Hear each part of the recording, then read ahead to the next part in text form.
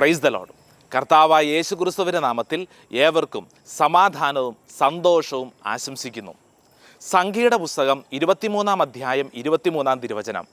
യാക്കോബിന് ആഭിചാരം ഏൽക്കുകയില്ല, ഇസ്രായേലിനെതിരെ ക്ഷുദ്രവിദ്യ ഫലിക്കുകയുമില്ല.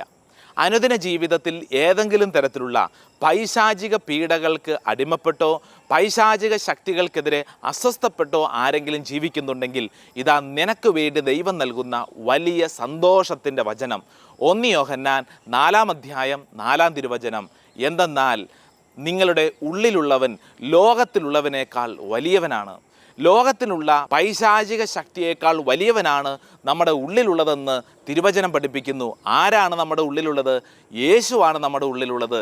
ലോകത്തിലുള്ള പൈശാചിക ശക്തികളേക്കാൾ വലിയവനാണ് നമ്മുടെ യേശു. യേശുവിൽ വിശ്വസിക്കുന്ന വ്യക്തികൾക്ക് പിശാചിനെയും പിശാചിൻ്റെ ആഡംബരങ്ങളെയും തോൽപ്പിക്കാൻ സാധിക്കും. കാരണം നമ്മൾ യാക്കോബാണ്, ഇസ്രായേലാണ്. ലൂക്കായുടെ സുവിശേഷം 10-ാം അധ്യായം 19-ാം തിരുവചനം. ഇതാ പാമ്പുകളെയും തേളുകളുടെയും മറ്റ് ശത്രുവിൻ്റെ സകല ശക്തികൾക്കും മുകളിൽ ചവിട്ടി നടക്കാൻ നിങ്ങൾക്ക് അധികാരം തന്നിരിക്കുന്നു, ഒന്നും നിങ്ങളെ ഉപദ്രവിക്കുകയില്ല.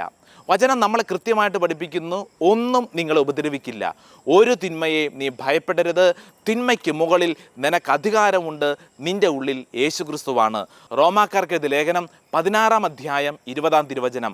പൗലോസ്ലീഹ പഠിപ്പിക്കുന്നു, സമാധാനത്തിൻ്റെ ദൈവം ഉടൻ തന്നെ നിങ്ങളുടെ ശത്രുവായ പിശാചിനെ നിങ്ങളുടെ കാൽ കീഴിലിട്ട് തകർത്തുകളയും. വചനത്തിൻ്റെ അർത്ഥം എന്താണ്?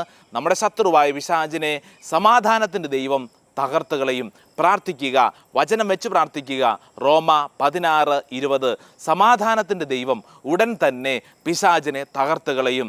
നമ്മൾ യാക്കോവാണ്, നമ്മൾ ഇസ്രായേലാണ്. ലൂക്കാസ് വിശേഷം 10:19 ആവർത്തിച്ച് പ്രാർത്ഥിക്കുക. ദൈവം സകല ശത്രുവിനെയും എതിർത്ത് തോൽപ്പിക്കാൻ നിനക്ക് ശക്തി നൽകട്ടെ. ആമേൻ.